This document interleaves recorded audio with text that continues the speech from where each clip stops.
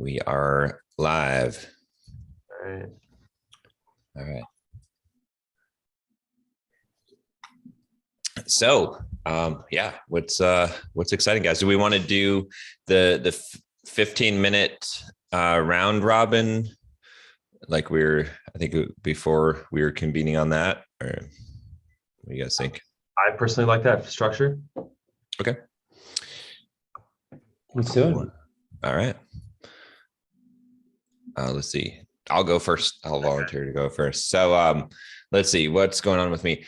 I have a bunch of different things in the works at this time. Like I got, so my sales team is doing okay. Like I think we've sold maybe 100K through the sales team of revenue. And I think some of that, maybe 10 to 15K was uncollectible. So there's some problems with refunds and then on just, failed payments, but we're rectifying that by not offering, I think with a $5,000 purchase, you cannot emphasize a refund, because it's too much buyer's remorse. People are going to, look at that. And especially when they get into the program and then there's work for them to do, they're gonna be like, oh, I don't want to do all this work. So I think a $500 program, something like that, a refund is it doesn't matter because you have such a mass of people that, even if people don't use a program or they don't want to do the work, they're not going to ask for a refund, a majority of them. But when you get up to those high ticket price points, I think offering a refund like that is not, especially when it has a live component. So I think they were pushing that too hard. And then, yeah, and I still have to work on some onboarding stuff. I realized I had a call with one guy that wanted to refund the program yesterday.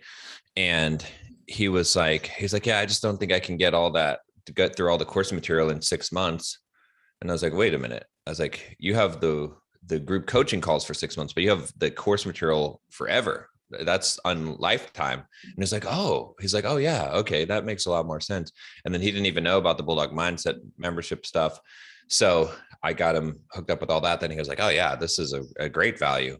So it went from him, basically it just needs to be positioned properly. Like when they make the purchase, I'm going to have a video where I'm going to introduce them to everything that they've got and really oversell them, resell them on what they just purchased. I think that's going to be critical. So some learning in there. We're going to paid ads now, what do you guys think about that? Yeah, John, I was going to add completely. So currently when people purchase the 5K offer, they're not getting an onboarding call through, or they now are, or what does it look like? They were getting a 15-minute onboarding call with me, but I guess I wasn't going over everything that they were getting. And I think that they need more of a, I don't know. They could do an onboarding call, but I feel like maybe a video just going through everything and showing them with a screen share of exactly what they need to do and all the stuff would be more effective than just me talking to them for 15 minutes.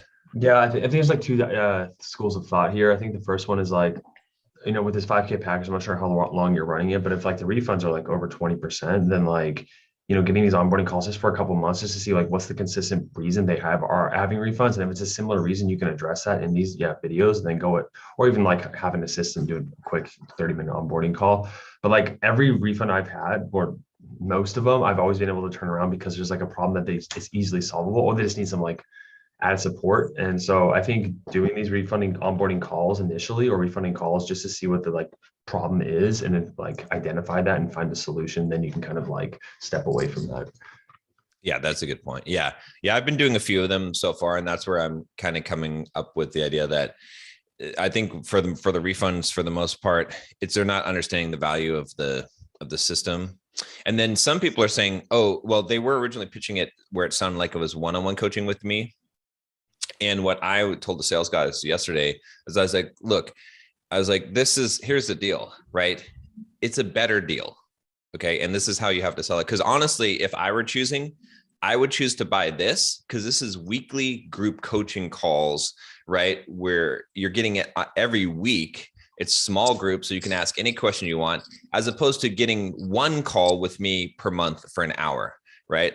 for $1,500, it's better to pay $5,000, get 6 months of weekly calls. That's way more value than paying me $1,500 a month. So even though they think they want the one-on-one coaching, it's going to be like, that's just so much of a better bargain. Plus they're getting all the other stuff on top of that. Mm-hmm. So I think that was a misalignment, but now they've got the tool to sell that to really hit that. If people come in thinking they want the one-on-one coaching, they can say, well, yeah, we could do it. We could do one-on-one coaching with John. It's $1,500 a month. You only get one call a month. Some people want to do that, but if you want a better value and you want to talk to John every single week and get all your questions answered and hear what other people's businesses, what they're doing in their stuff, and get access to all of this course material, this is a better deal. So I think that will help as well with it. So, but yeah, absolutely. And then we're running ads now. So we're going to be, I just had a guy that is going to run some Facebook ads that is going to, send it to the funnel there to the sales team. So they'll have more volume. What is the targeting around that, out of curiosity? Like the target customer? Like how are you targeting that demographic? I'm not sure exactly what he's going to target yet. I need to get into that conversation with him. But I mean, we talked about curiosity. Yeah. One of the things he talked about was targeting technology professionals, which I think is probably because one of the things about, I'm semi-famous in the software development industry from my books and stuff. So even if people aren't in my audience, if they target them, they're going to recognize my name or face potentially. So I think that'll actually, I have probably, a warm audience of millions of software developers that's out there. That's, a semi-warm audience, right? Obviously. So I think that's probably and it's also the people that have money that, that could spend here. So absolutely, man. Yeah. Cool. That's really cool that you're like kind of like scaling up in a way, adding more volume. Yeah, I'm a little scared because it's like my minimum. Yeah, I got to spend $200 a day, and then he wants $50 per booked call to start off with. Yeah, so, just stay on top of that call quality, like managing that, because if it's shitty leads, that's like such a waste of money. Right, and that's what he did offer. Any shitty leads that those would not be charged. So, if they're unqualified leads, because it's his job to like. What's the metrics of qualified versus unqualified for you? Is it like able to commit money or? Yeah, able to commit money. They have to have the resources. So yeah. So, but yeah, so we'll see how that goes. That'll be interesting to. But I think it's a necessary step. I'm kind of the whole process of this whole thing has been me being pushed forward into this before I'm, but that's the time when you grow the most, is when you do stuff when you're not ready, right? That's because even just launching this program, I didn't even have the program. I pre-sold the program at $2,000 to 50 people. And then I had to scramble and create the program. And then I wasn't ready to hire a sales team, but someone approached me. So I was like, fuck it, let's go. And so again, this is fuck it, let's go. So we'll see. But yeah, man, that's how it works. You know that. Yeah. Jumping into unknown territory. I just wish I could clean up, and I'm doing a good job now. Like my goal, I was just telling Manny, I'm committing to by the end of July, cleaning up everything else that I have on my plate, so that I can just focus on this stuff, because I just took on too many projects and stuff. So, but what else? I've got a copywriter that's doing daily emails to the Bulldog Mindset list. I think he's been doing a good job. I think we're going to stick with that. Going to do a 4th of July promotion for the Platinum membership, see how that goes. And if that goes well, then I'll probably have him start advertising the Simple Programmer list and try to reactivate that, get some capital out of there. But and actually probably push them into the Well program, because that makes the most sense, at least right now. So cool. I mean, that is, in some ways, you can never clean up. You can only cut off. Well, yeah. So I'm doing a combination, right? So like I'm cutting aggressively stuff that doesn't need to be done. And then I'm finishing up only committed projects that involve someone else where I've committed to them. Otherwise, Yeah, they're right. going to the. It's almost like you could only pick one or two things to run with rather than try to cull, because the culling can be infinite compared to saying, okay, I'm just going to do these things and nothing else can I do or I'm allowed to do. But yeah. Well, one huge win like I got simple too. programmer, Yeah. maybe you need to stop promoting everything else and just focus on promoting one program, which is this. Because the more you promote, the problem is marketing equity. Mhm. The more you're going to promote everything else, the less you can promote this one program, because you're spending your marketing equity on 5 different things rather than just one thing. Yeah.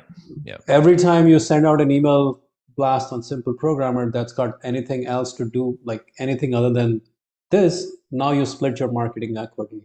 And now the next time you send email and you talk about the third thing, now you split your marketing equity again. And if your emails over a span of a month talk about 10 different topics, you cannot sell that one key topic because your marketing equity is destroyed now. They don't know which one to go after.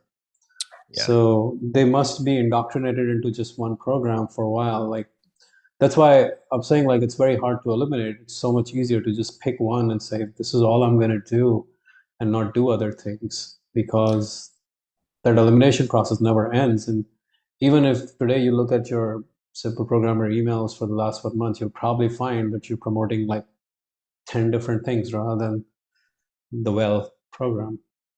Yeah. No, you're right about that. And that's going to be the focus. I mean, that's that 13 touch point thing, right? 90% of sales or 80% of sales come from 13 touch points. So But most people do. and there is two sides to that equation. It's not like 13 touch points while you made another 25 touch points on 25 other topics. Right. No, it's focused. Because that totally takes away the credibility of that offer. Yeah. Right. Yeah. If all of your programming or if all of your messaging was focused on wealthy programmer, or well that never runs dry, at some point they will come around. But if you try to say, no, okay, well, it's not converting, and now let me just go to the other thing, now you got like 10 different things going on, and suddenly you lost that momentum on that one thing. Exactly. Yeah. So even the person who needed that 13th touch, now suddenly he's getting another touch on another thing, and then another touch on another thing, and they can never get the 13th touch because the momentum. Marketing equity, I think that's the only way I can think of it. Like, anytime we're investing marketing equity in anything like on different projects, we're taking it away from the core project. And that means not only are we not going to be able to sell the other projects, we're hurting our sales on the main project, on the main product. Yeah. No, I've definitely seen that in play with affiliate programs too, like with promotions. Whenever I've promoted something, if someone just pays me to promote something, it's not going to sell. But if I promote it week after week, there's a clicking point where finally it starts to sell. And that's because of exactly what you're saying, that marketing equity on that. So, but there's the micro marketing equity and the macro marketing equity, right? Exactly. So micro marketing equity, you can say after repeated messaging, that's more like repeated messaging. After a week or 2 or 3 of repeated messaging, you will get that conversion. But in the long term, you lose that overall equity on that 1 or 2 or 3 key projects you want to sell. Yeah. So that's kind of the plan there. I'm trying to think what else there was. I think there's little things like, I'm hiring someone to do the A/B testing on the thumbnails, on the back catalog of thumbnails. I'm just going to hire a person to run that whole project. I think that'll be the way to handle that. But yeah, I've still got to wrap up some of the promotion I'm doing, the affiliate promotion. Oh, the real big win that saved me time this month was I converted all my coaching call emails to WhatsApp. So everyone messages me on WhatsApp. And so they have to text me on WhatsApp, but then I reply via voice. The next thing save me an hour a day. The next thing when you can actually save 10 hours a week is when you will say, I've gone to group coaching. Oh, yeah.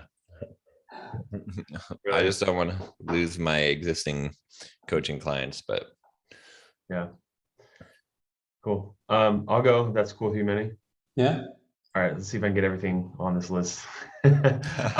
First question. I'm looking to switch up so our current shorts editor, he's really good, but we don't think that like the amount of quality that amount of quality is needed, and we can save a lot of money. How much does yours cost is what I'm asking. How much does yours cost per short? mine fired me. Yeah. I was one of his first customers. He runs the accounts for Grant Cardone and Alex Ramosi and a bunch of big names. Okay. And they're paying him a lot of money, but he was charging me $1,500 a month to do one short per day. 15. So how much is that per short? What is that? 1,500 a month. So What about 30? Yeah. $50 a short. How much are you paying per short right now? $15 a short. You're paying $15 a short? And mine are fucking top notch. Yeah. Oh, dude, you're getting a bargain. I want to switch to Okay. your editor. Let me look at your short. Dude, they're like, so like make sure that the shorts that, like on Instagram, you can see like the editing is like insanely good. Do not skimp on this. In fact, pay your guy more and have him make your shorts even higher quality. No, dude, they're like, tell me how they could be higher quality. He's top notch. Like he's the best editor I've ever come across. But he's not editing them for the platform. Okay. Because you're not getting, okay. Wait, hold on. Am I looking on Pinnacle of Men? So you can go to Josh Hudson LMFT on Instagram. TikTok has, my personal TikTok. Yeah. That's the one. Okay. Because I'm not seeing a lot of views on the videos. No. So no. We switched over to my other Instagram. It's Josh Hudson LMFT. Yeah, we started posting. I foregone my own personal Instagram to start posting on there. We're starting to do this promotions thing too, where we're going to reach out to the other channels, start promoting content to get followers. So that's something we're doing, and we're really leaning in Instagram now. Okay, but still not enough views on it. Well, I mean, for the size of your account, I guess the views are decent here. But let me take a look at. So I think the mistake we've been making is we haven't been posting them as reels. We've been posting them as yeah. Do not do that. If you post them as TikTok reposts, Instagram. No, they're not TikTok reposts. Like they're edited. Like I create them from my phone and they're edited and they're uploaded as like video files. But like we've been posting them as posts, not as reels on Action. Oh no, post them as reels. Yeah. In fact, repost them. When I mean, you could leave them up, but repost those exact posts, but post them as reels. Start doing your normal one plus one of the backlog ones. So do 2 a day instead of 1 a day, so that you can hit these backlogs, and they're gonna explode. You're gonna get ridiculous amount of views. Okay, cool. How are you doing on TikTok with those? Yeah, TikTok's been like, I don't know, blowing up, but like I have 60,000 followers now. One video went viral and it's insane. Like it was like a 10-second video I made. It was dumb and it was like no effort at all, and it blows up. But that's how TikTok works. Okay, yours is okay. I see. But yours is Pinnacle of Man on TikTok.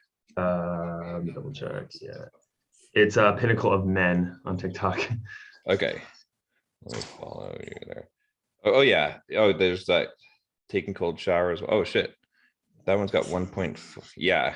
Yeah, your problem is that you just need to post those reels on Instagram, and you'll blow the hell up with that. Okay, cool.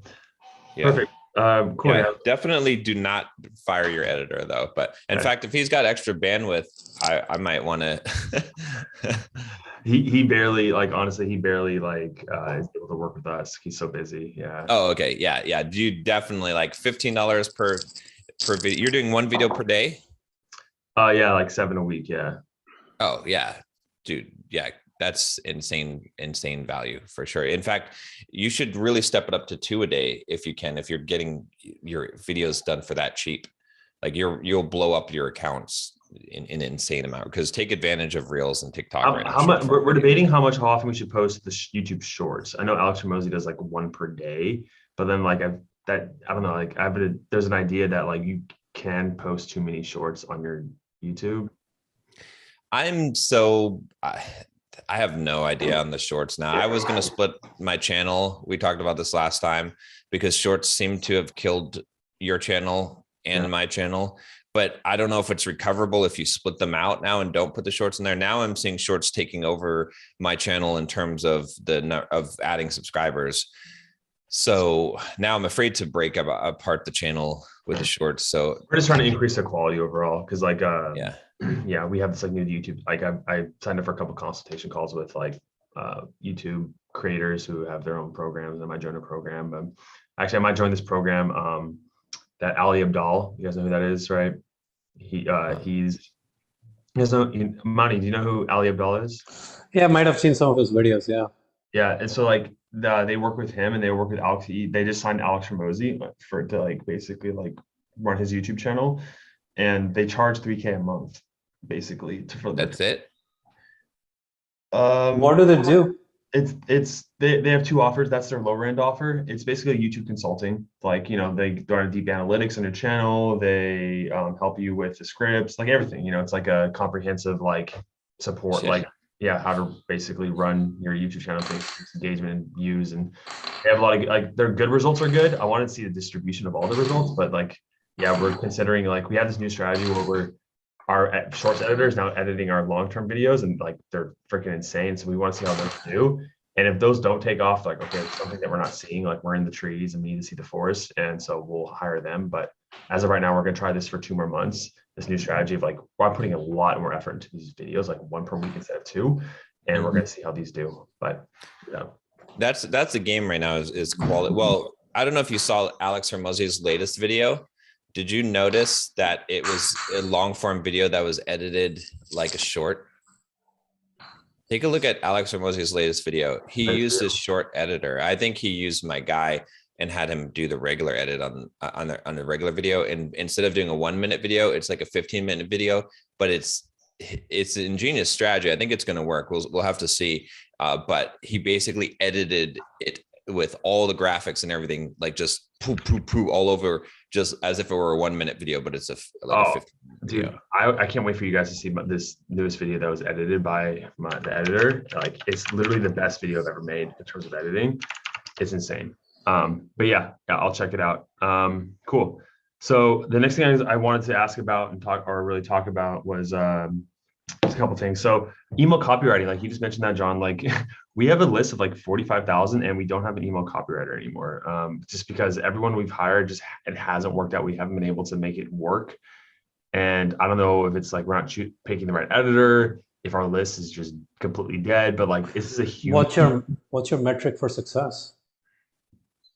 I know the average industry average is like you should be making at least $1 per lead per month off email copywriting. Like, what's your open rate? What's your click rate? It varies over the time, but like our open rate was in the last 1 month. It's been like 3 months since we've actually had this happen. So I could probably give you like really skewed numbers, but it was definitely, the open rate was definitely under 10%. And click rate?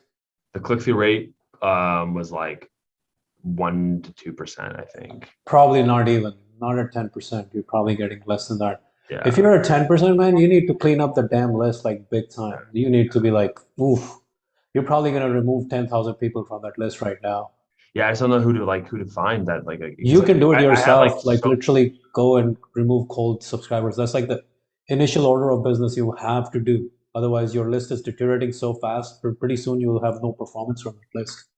Yeah, one strategy that like my copywriter was using before, I probably need to actually implement back is engagement tagging, and then like basically like slowly getting people that don't open emails, you send them less emails. Like it works if you're doing daily emails, because then you send your active people that open daily emails. And then if people stop opening emails, you stop sending as frequently, but you send the less engaged people like once a week or once a month. And then if they open emails, then they come into the engagement, and then you're basically only sending to people who are actually like at the same cadence as they're opening. But it can be complicated to pull this off unless you have someone dedicated to this. But dude, you gotta clean up that list. That list is not 40,000.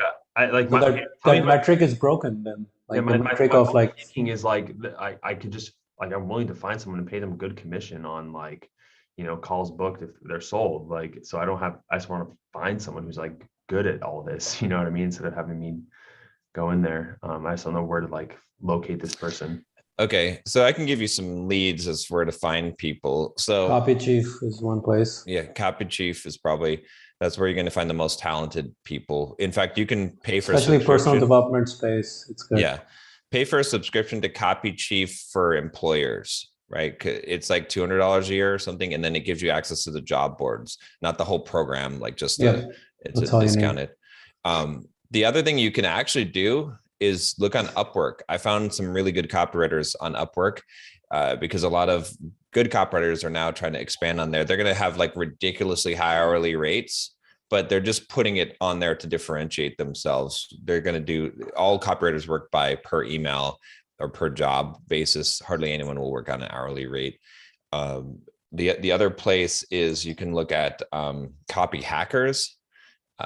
Joanne Weeb's program. I believe she's got a forum on there, a community on there that has a bunch of copywriters as well. Yeah, Upwork can be a little too broad at times. At least my experience was like I got so many like copywriters who call themselves copywriters, but really like they're not direct response. Like they are like so broad. But Copy Chief was exactly the kind of style you're looking for direct response, especially personal development. Just go to Copy Chief and post there. You can also look at some of the famous copywriters like Ben Suttle, and then in his community, everyone that follows him, those are going to be daily email copywriters. Your list needs to be cut down, man. That's something you can do today. Yeah. Go take the old cold subscribers from the last 3 months, like anyone who has not opened in the last 6 months, let's say, just cut, just like delete. Don't even think about it. Because all that like, oh, I can revive all of those subscribers. Yeah, you can revive maybe 1% of them.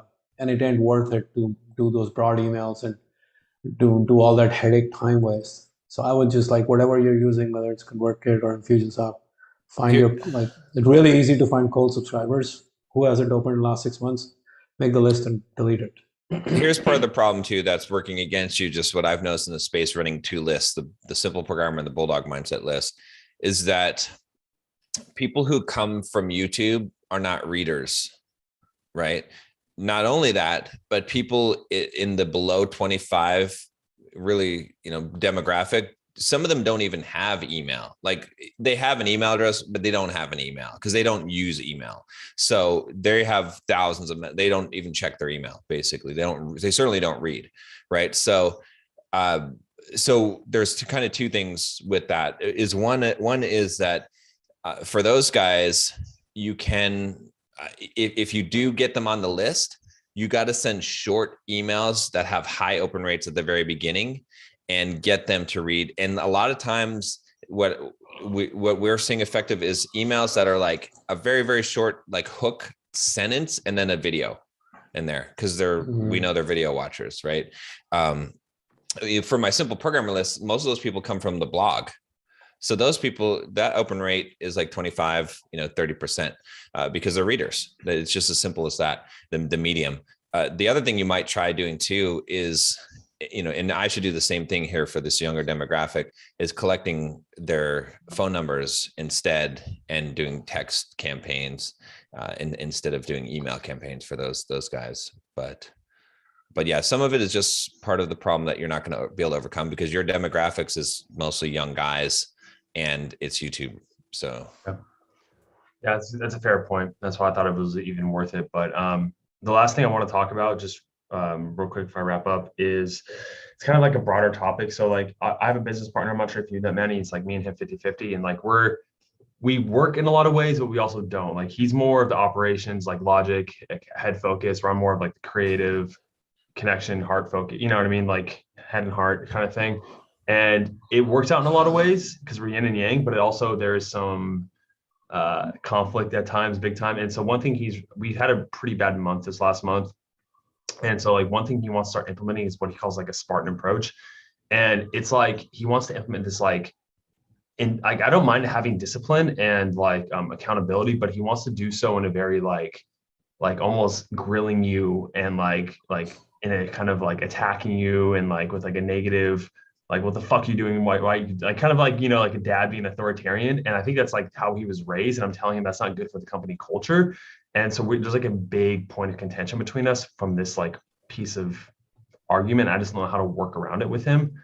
And I just don't know if you got what your guys' feedback on that. Like, do you guys think that like that kind of approach is like motivating to people to like just be like, what the fuck's wrong with you? Why are you doing this? This sucks. This needs to be improved. Or like, because in my opinion, it's like, no, like you don't get feedback that way. It's actually demoralizing. Yeah, I would agree with you. It's a terrible way to get anything done from anyone. It's not going to lead to any long-term success. How do I like convince him though? Because I feel like that's what motivates him, and because he's the way he was raised, and like trying to let him know that like you're not like majority of people don't like this, and like for him though, I need to convince him logically that this isn't gonna work. How to win? Have him read. He's making actual use there too. He thinks that like he thinks that like because we like he used the quote, you know, like strong times, good, you know, good times create weak people. He used that quote because we had some good months. And he thinks because we kind of like settled and there was good times that we became weak. And like, I'm trying to let him know that's an attribution error. Like there's other things, other variables that cause the lower sales and everything that he's not seeing. But is that, whose fault is it? Like, I mean, not fault, but quote unquote, most of the times if it's sales, it's between the two of you. It's not really anything down the chain that's causing that. And they're not going to change. Like yelling at them isn't going to fix your sales problems. Three things I would say. Have him read How to Win Friends and Influence People if he hasn't, because that I used to be think negative reinforcement was the way. That used to be my philosophy in life. Read that book and I was like, nope, negative reinforcement does not work. Only positive reinforcement works. Negative reinforcement never works. That really convinced me. The second thing is, instead of the stick, again, this is positive reinforcement. I started implementing this. I just stole this idea from actually my TikTok editor. Bonuses. So targets. So for example, the new guy I have doing TikToks, if a video gets over 500K views, he gets $200. If it gets over 1 million, he gets $500. If it gets over 5 million, he gets $2,000. Right?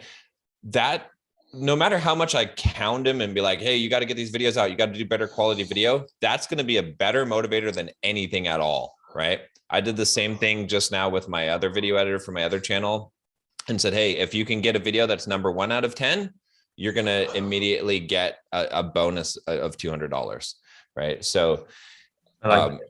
Thank you. And then the third thing that I found, because I worked on a team before where the team, I was like the mentor, like coder guy, but I didn't have official authority over the team. And the team was just a team of fucking slackers. And I was trying to do like test-driven development and stuff like that.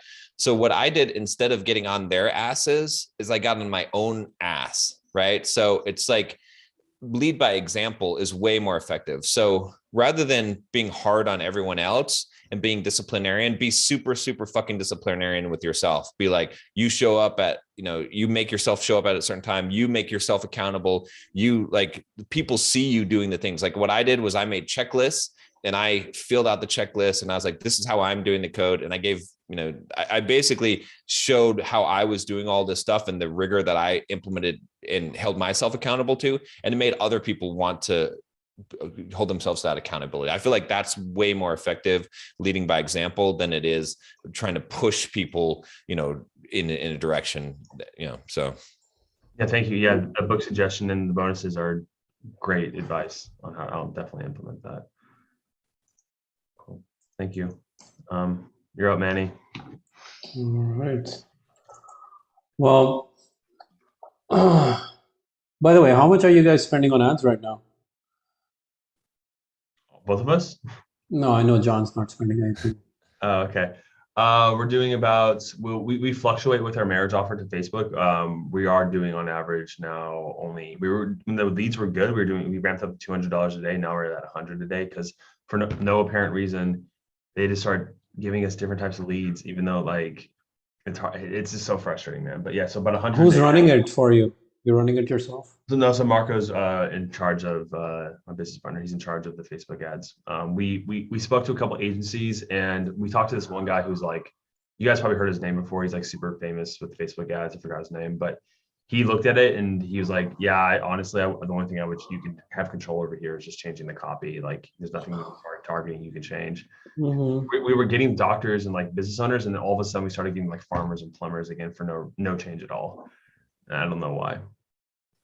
Well, that might just be because of the small, like statistically insignificant numbers, right? Yeah, we could have tapped out all the No, not maybe top down, but like the numbers are small enough that we don't know how much that varies week to week or month to month. Those people, like what you're saying there.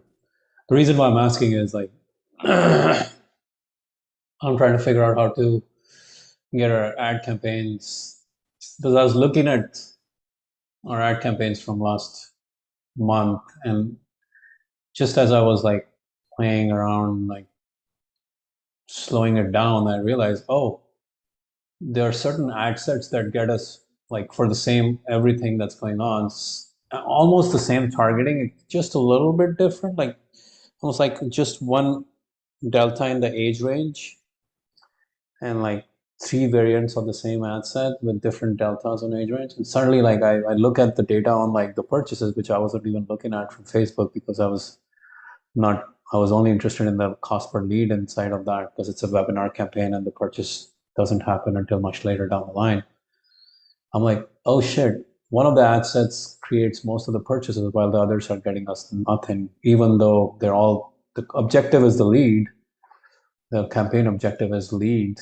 So lead gen, like it's $10, $12 a lead. But one ad set basically outperforms the other two combined in terms of purchases. So it's like, okay, well, need to go back and revive those ads, revive the ad sets that are working and kill the ad sets. Even though they're bringing in cheaper leads, they're not bringing in leads that are converting to buyers. So yeah, so definitely something that I am struggling with right now because we did what 12K in ad spend last month, and we're just barely broke even on that ad spend from the ad customers. So one of the suggestions I had was like, you have a webinar, convert that to a VSL and try to get that on a phone call. And man, converting that webinar to VSL has just like been horrible. Like I've gotten nothing out of it. I'm like, what? In the sense, like a webinar, same number of slides, you can almost like it's a group community experience and you're talking for an hour and a half and people have those epiphanies and aha moments. And VSL, you're just running through the slides. And then at the end of it, there's nothing. And I'm like, okay, well, this is definitely not what I expected. Going from a webinar to a VSL with the same kind of content. Why not a recorded webinar instead of the VSL then? Yeah, that's another. I mean, there are different modalities, right? Like the idea was if you get them on a VSL, you're trying to get them on a phone call after the VSL so that you can kind of pitch off, like have a more better sales process and a higher ticket sales process. But here it's like, yeah, I mean, possibly the next step is to go on a recorded webinar of what had already performed in the past. But like, I'm kind of pulling my hair out. How is it possible that the same content performs on a live webinar, but on a VSL, it just like totally disintegrates? Like our best performing webinar has become the worst performing VSL or the worst performing marketing asset when I converted it to a VSL, more or less. The only thing that makes sense there is the accountability, like the group effect, right? The fact that if you're on a webinar and you leave the webinar, some people will consider that to be rude. So they're going to stick around, right? Most people don't know how webinars work. They're like, oh, he's going to see that I leave. And then that will be like, it's a social faux pas. Whereas the VSL, they're by themselves on a web browser. They're like, I don't want to listen to this anymore. Well, I mean, I'm looking at the engagement rates and like their drop-offs and things like that. and it's in alignment with the industry standard. Like it's like 44-45% overall engagement on the VSL. At the end, it's like 25% people who watch the call to action. So it's not that far-fetched. Like everything was okay, except that there's no action taken. No, as in like 2 calls booked out of 200 people who played the video. It should have been more like 20 calls booked. Or 10 to 20, let's put it that way. Yeah, I'm wondering like what you changed in the, like what you took out of the V. Like how long is the VSL? It's like 25 minutes. Perfect. Yeah. What structure did you follow? Did you like to kind of like as a basis to It's kind the of, exact same thing as the webinar. it's just you took, I mean, you took out a lot of content obviously because your webinar is a lot longer, right? Well, the webinar is a lot longer because there's a lot of interaction, but the webinar by itself is an hour long because of the interaction. And because and it's sped up. So it's sped up by like 10-15%.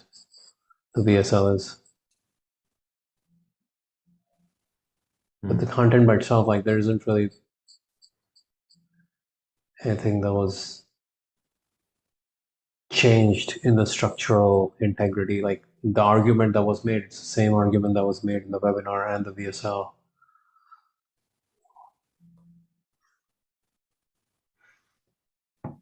How did you position the call? Like when you said like this call is to what?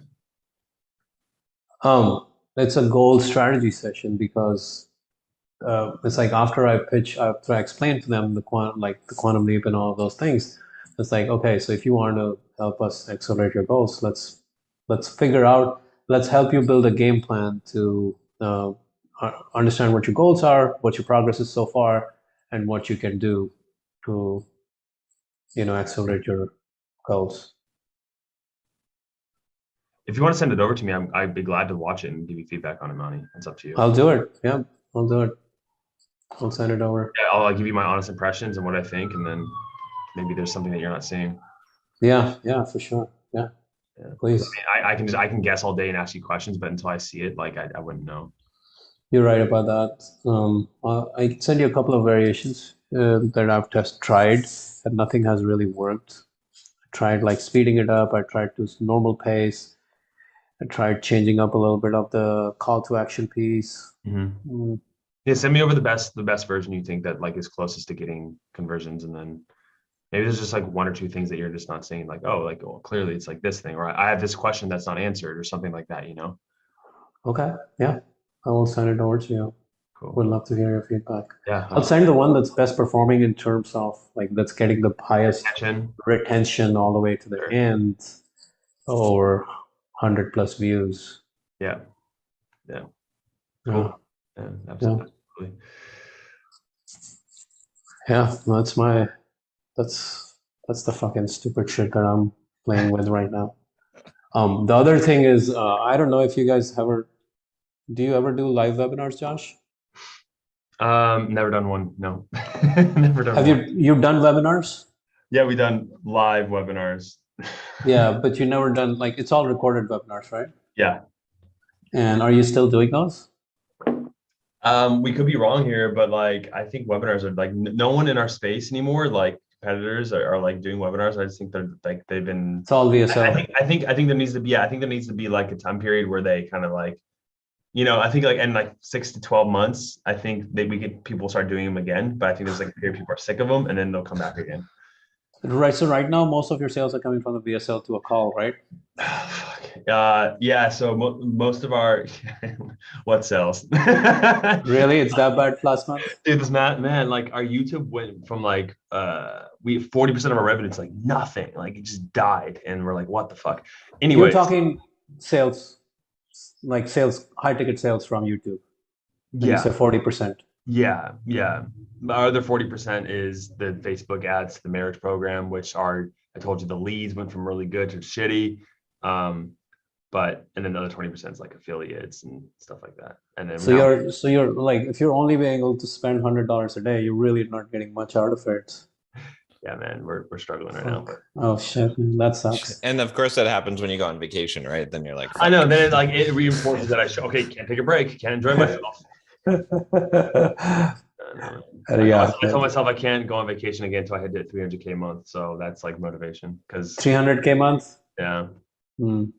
So, well, Yeah, I mean, part of it too is the economy.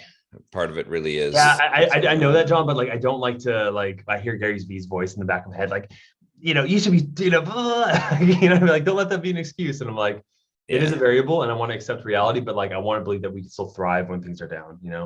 I mean, but here's the thing, like, and I think this is a very important strategy, is that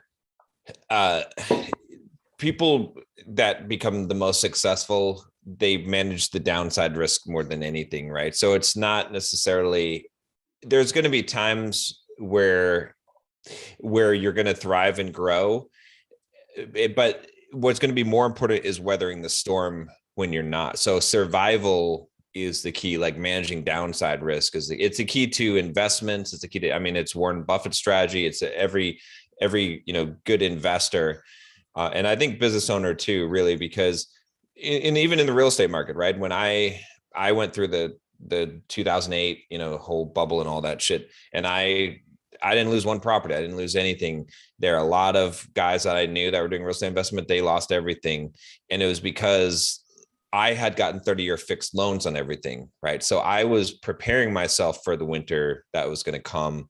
And so it didn't hurt me very much at all. I was able to survive it and then thrive afterwards. So I think, maybe thinking about just in terms of, okay, look, if this is here for the next year or two, how do we survive?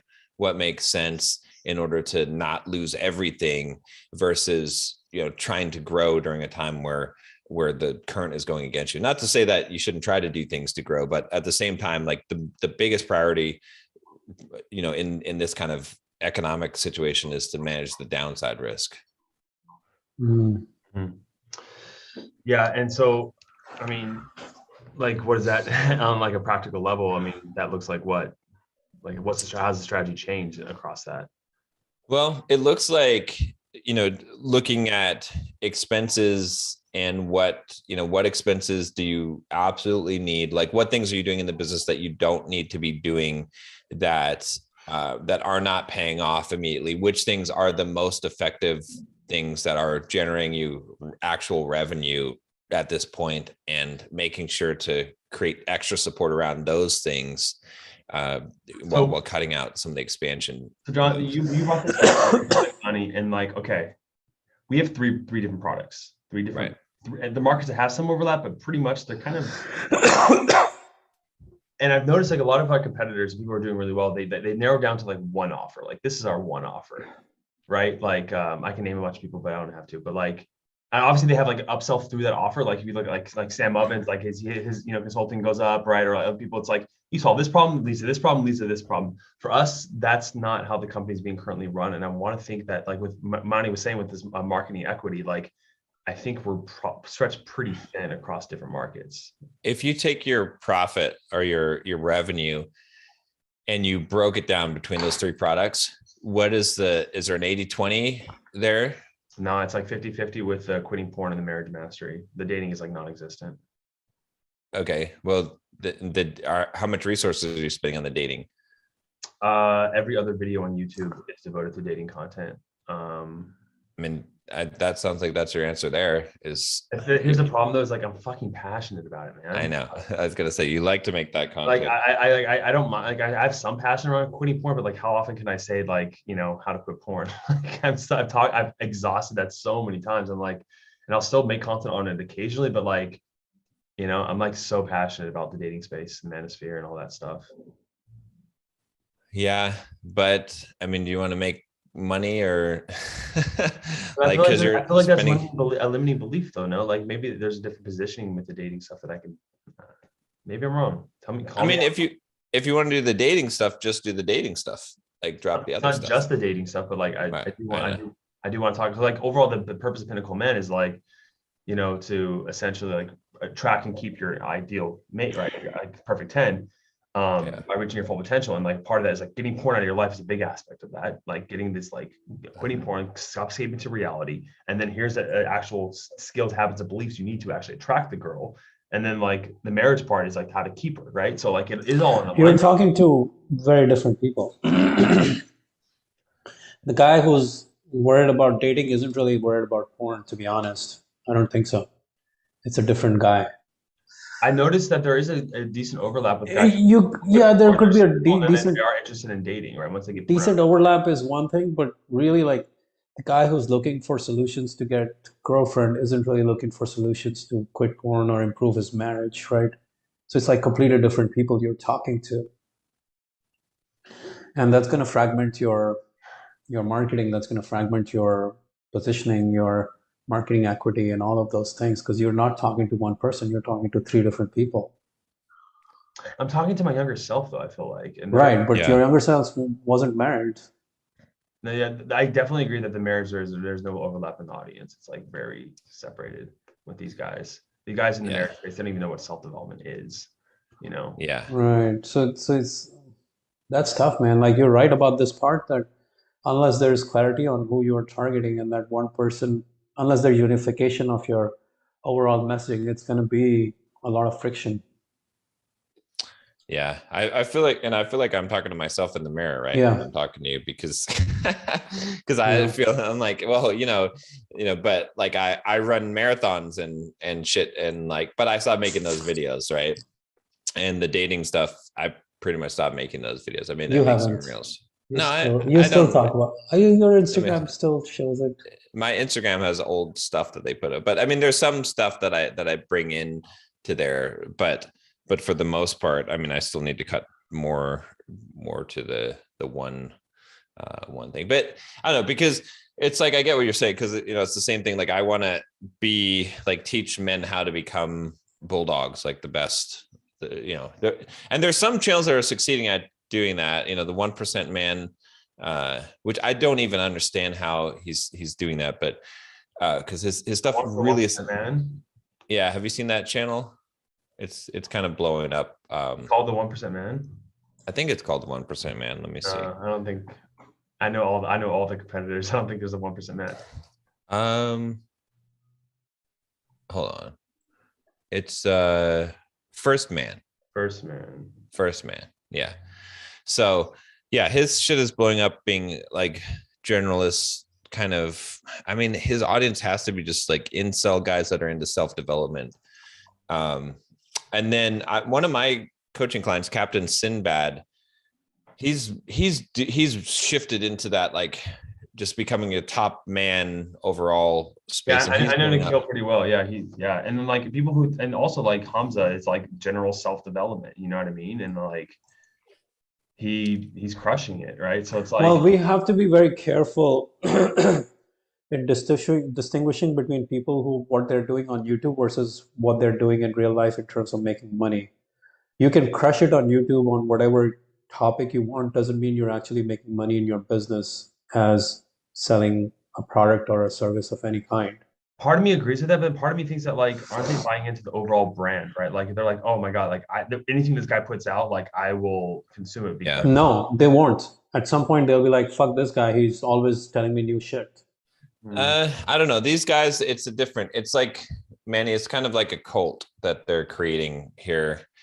They're buying everything that these Russell guys are talks selling. about this a lot. Like that's what he was doing for a long period of time in his career. Like every time he was coming up with a new product, a new idea, a new way of doing it.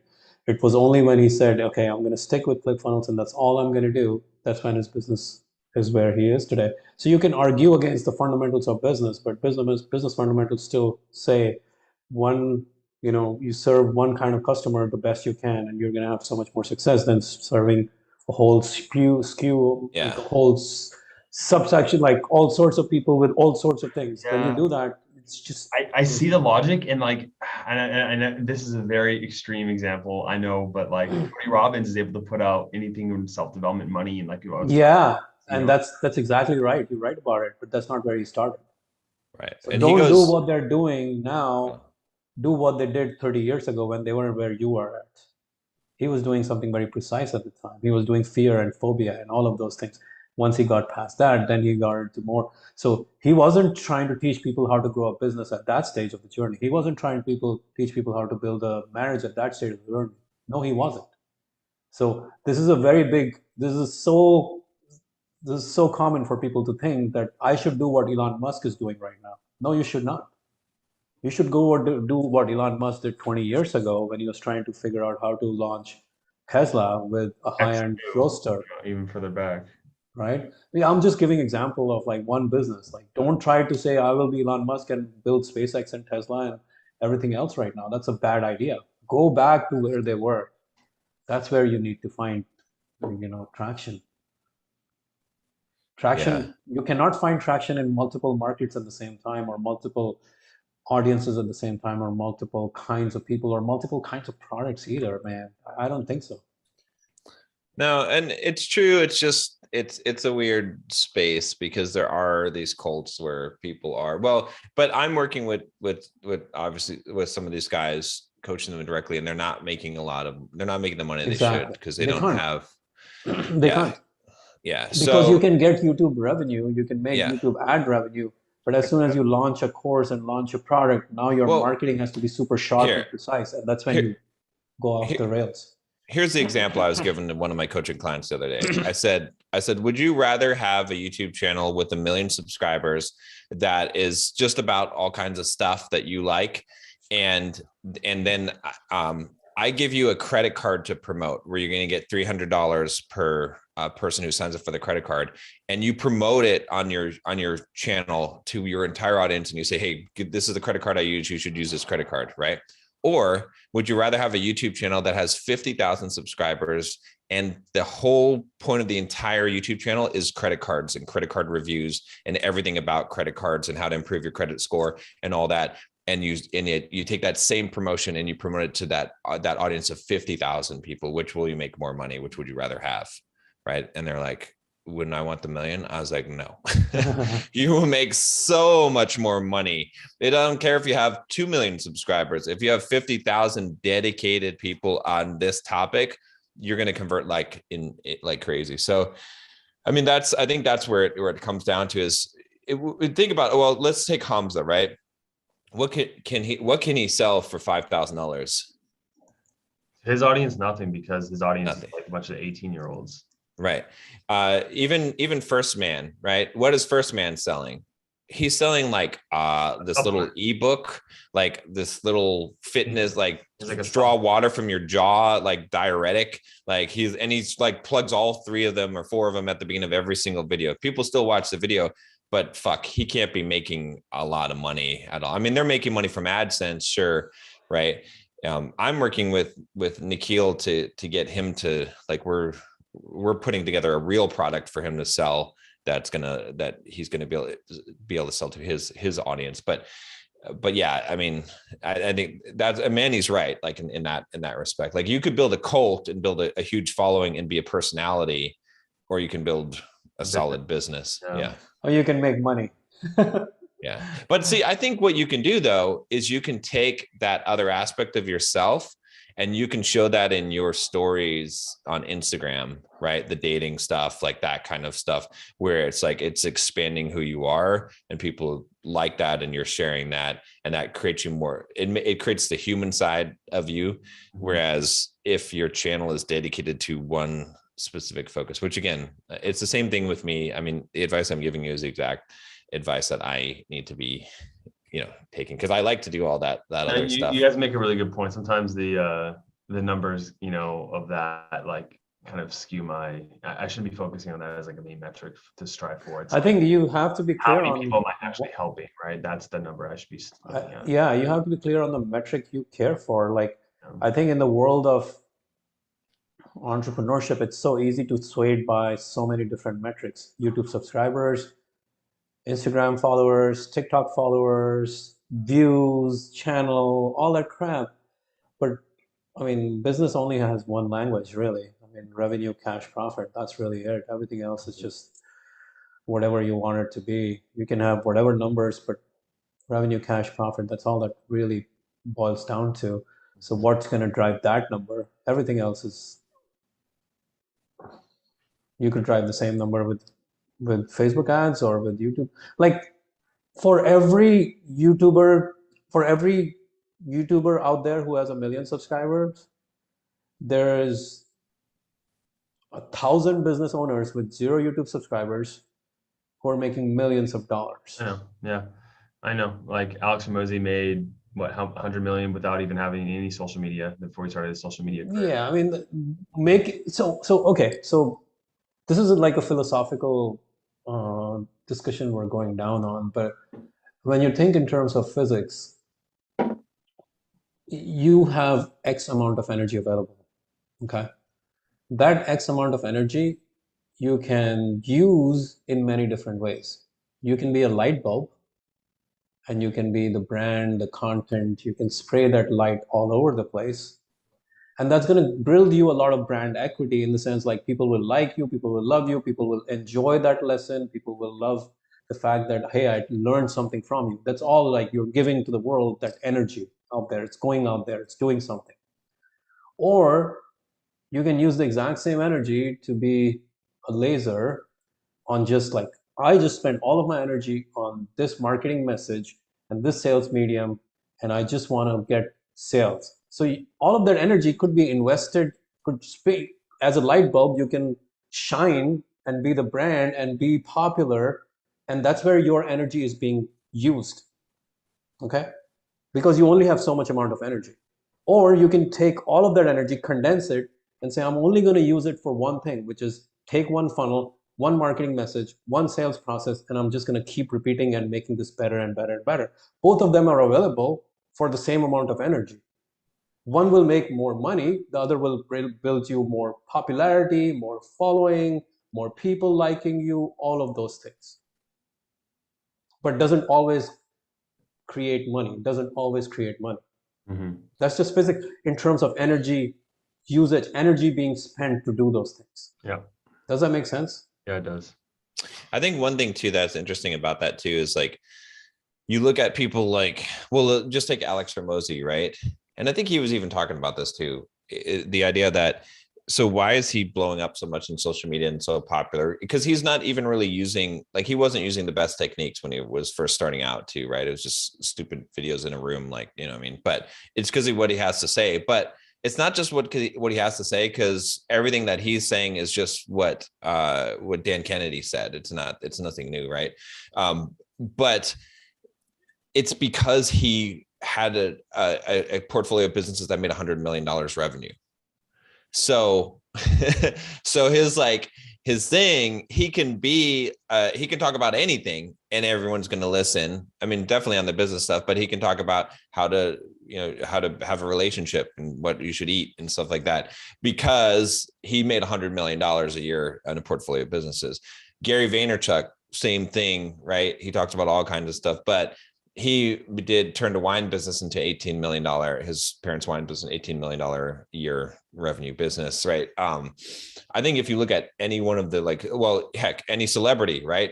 Russell Brand has a YouTube channel. It's got like 3 million subscribers on there. He's Russell Brand. He's a famous actor, and celebrity. So people carry, I mean, his stuff is quality content, but the reason why it doesn't really matter, like, for personality type of business, it's more about like who you are, like what you've accomplished, right?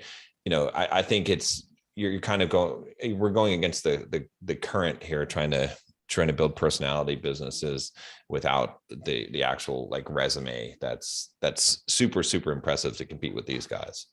Like, it's better to just build a resume, I think. Yeah, I mean, I'm not in the business space either. I mean, I'm not like selling business, right? Like that's what, like, the numbers make more sense. Like, it's more objective for me. It's like, how many people have we helped, right? Or what's the client results that we get, and sharing those, I think, more is probably beneficial. So you can take the same amount of energy and spend on getting 1,000 client results or 1 million YouTube subscribers. It's right. your choice. Right. If you think about it, physics doesn't really change. The laws of thermodynamics are still the same. You only have so much energy that you're going to use. Energy that you have is going to transmute into another form. Whether that energy gets transmuted into 1 million YouTube subscribers or $1 million in the bank, that's your choice. Mm-hmm. Yeah. Go talk, guys. Good convo. I got to run to my other meeting. All right, guys. All right. Have a good weekend. Yeah.